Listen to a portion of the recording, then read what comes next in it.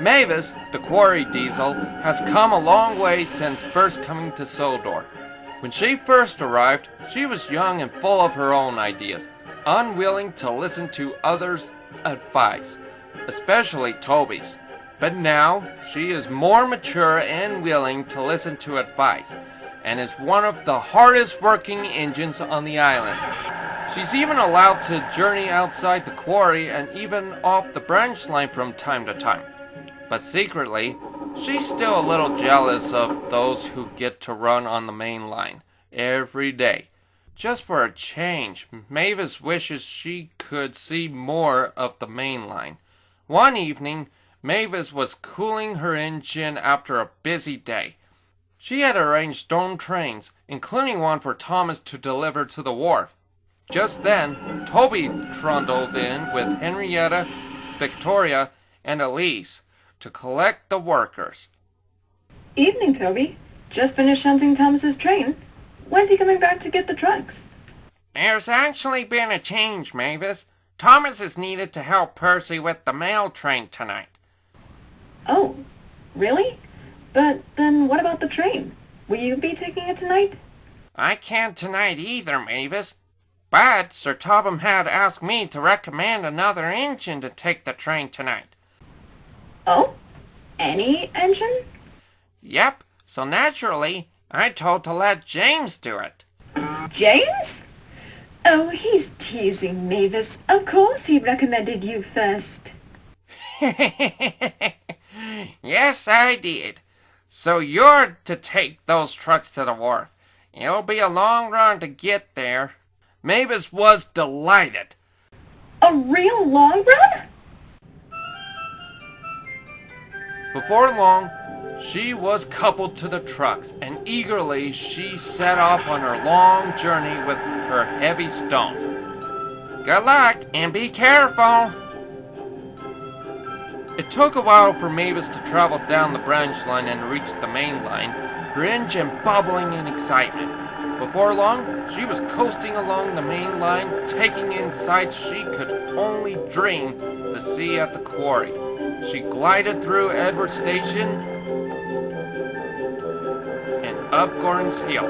She liked this spot most of all. Whee! She rattled by canals, soon passed fields,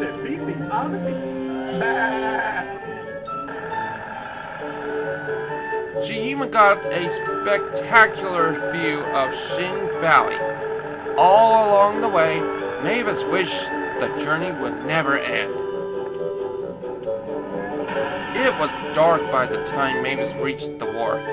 There waiting for her was Rusty, the little diesel. They were old friends. Glad to see you out of the quarry again, Mavis. I know. I almost don't want to go back. Still, this was a lovely change. I hope I can do it again soon. I do too. Be careful going home tonight, Mavis. The line can be very spooky at night. Isn't that right, Duncan? Ha! Some engines have a very sick sense of humor. Is he still mad about that phony ghost on the old iron bridge? Funny thing about that, I never said if that story were true or not.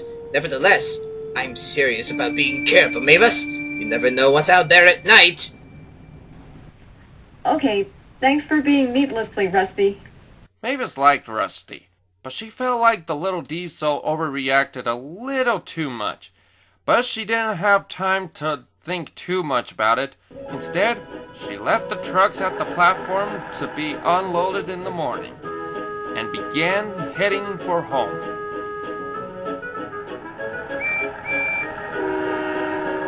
Once Mavis had left the wharf, she was back on the main line, gliding smoothly along the track. Aside from a few night trains, Hello, Mavis Mavis. was the only one on the line enjoying the peace and quiet. But once she entered Henry's forest, everything changed. As she rounded the bend, she noticed something hidden in the bushes on the other line. It almost looked like an engine. Mavis was worried they might be in trouble. Hello? Is anyone there? Do you need help?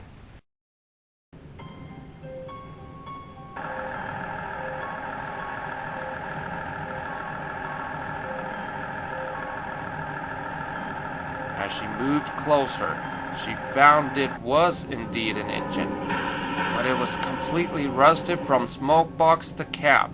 Its wheels grown from years of disuse as weeds grew into them, and its smoke box was barren and hollow. Mavis was most surprised. She didn't remember seeing the old engine earlier, but she shivered and shook as she looked at it, sitting all alone on the siding, cold, decrepit, and silent. It sent chills down her exhaust stack. Her driver didn't like it either. It doesn't look like it needs help, Mavis. Let's just move along. Quickly! Don't have to tell me twice. As fast as they could, they raced out of the forest and as far away from the old engine. Mavis's wheels would carry them. Once they had reached a good enough distance, they slowed down, though Mavis was still shaking. Easy, old girl. That old rust bucket is long behind us now. But Mavis still felt uneasy. She didn't even stop to admire the view of Shin Valley this time. As she rolled through the station farther up the line, she looked ahead and screamed. There, poking out of the branch line, stood the rusty old engine again. Terrified, Mavis sped up, desperate to get away. But even further up the line, down the hill, there was the engine on the siding. Then she saw the engine at the crossings, in the yards, and even at the other stations. The faster Mavis went, the more the old engine followed her.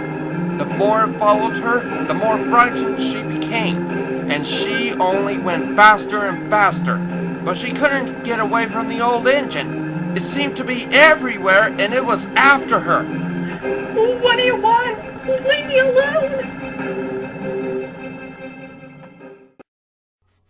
Further up the line at Tinmouth Station, Toby was resting comfortably in the branch line sheds. He had the whole shed to himself and was enjoying some well-earned sleep when... What on earth? He awoke with a start to see Mavis tearing into the yard, honking her horn in fright. Bless my bell! Mavis? It's after me! It's come to get me! Mavis was too scared. She didn't answer Toby back, and she didn't dare open her eyes. She really should have. The points were set in the wrong direction, and instead leads toward the coal pit. Her driver braked hard and jumped clear, but it was too late. No one was hurt, but Mavis's front cowcatcher was sunk deep in the coal. Reluctantly, Mavis looked back towards the main line and breathed a sigh of relief. There was nothing chasing her. The old scrap engine was finally gone. Toby was worried about Mavis. Mavis! What's going on? Are you alright? Oh, not really, Toby. It's been a very long night. It was morning when Mavis was finally rescued from the pit. Sir Topham Hatt watched over the rescue operation. He had some words for Mavis and her driver. What happened last night, Mavis? You've caused a lot of confusion. You're usually a lot more reliable than this. It wasn't her fault, sir. We were being followed by some old scrap engine. It won't leave us alone, sir. I've never felt so scared. She may have seen something, sir. Mavis shouldn't act this framed for nothing. I see. Well, we'll investigate the matter when we can. In the meantime, once you're mended, Mavis, you'll return to the quarry until I can trust you on the main line again. Mavis didn't have the energy to argue. The poor Diesel was too tired. Mavis spent a few days at the works. The repairs didn't take long, but she was still shaken up after her scary night. Toby and Rusty came to visit her every chance they got. They comforted her as best as they could. For several days, Mavis stayed silent and shaken. It took her a long time to finally calm down and feel brave enough to go on the main line again. Thankfully, that was the last time Mavis ever saw the mysterious scrap engine. She never figured out if what she encountered was real or not, but every now and then she had an eerie feeling that it was still following her.